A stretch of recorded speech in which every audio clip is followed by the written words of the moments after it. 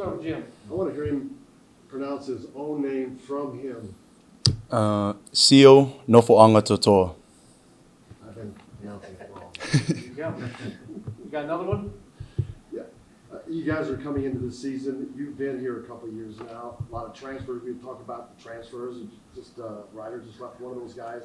How's it been like getting you guys together, bringing in those new faces, but new faces that are ready to play, not freshmen, and elevating this defense? Where do you guys feel like you are right now? The off season this year was a blessing. Last year it was on and off. So just having the winter, the spring and the summer and working with Coach Wellman and the strength staff has been really good. It's really essential for just bonding as a team. And, it doesn't matter if a new guy's coming in, transfer, freshman, new coach, new GA. Coach Allen emphasizes that they have to be the right guy to fit in the LEO culture. So it's been pretty good. It's also been good, having Ryder, Wes, and a lot of new guys come in, just helping us build and just setting our goals for the season and what we want to do, especially coming out the first game. Dustin and Hakeem? Wanted to ask the same thing I did about the Havoc leader. How is that sort of I don't say changing the ways that you guys look at it, for defensive line in particular? Just what's that point of emphasis meant to you guys, and what's made CJ so particularly effective at causing havoc with this couple?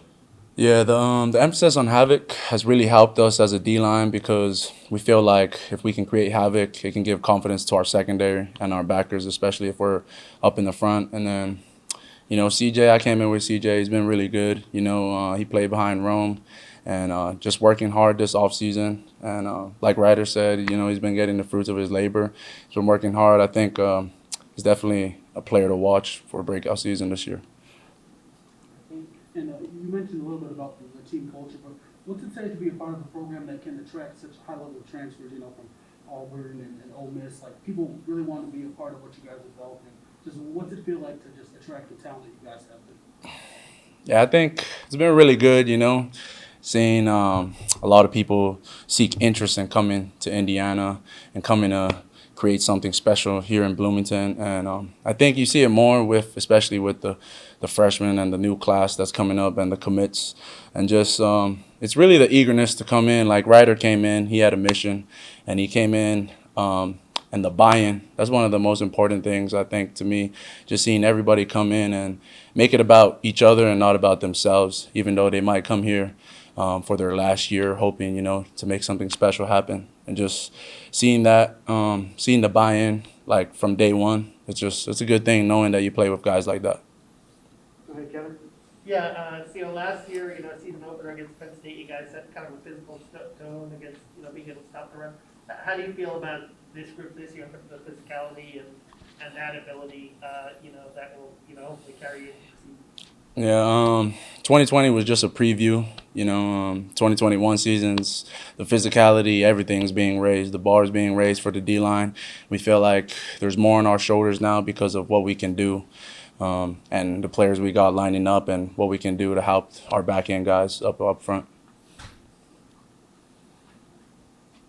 Go ahead, Dustin.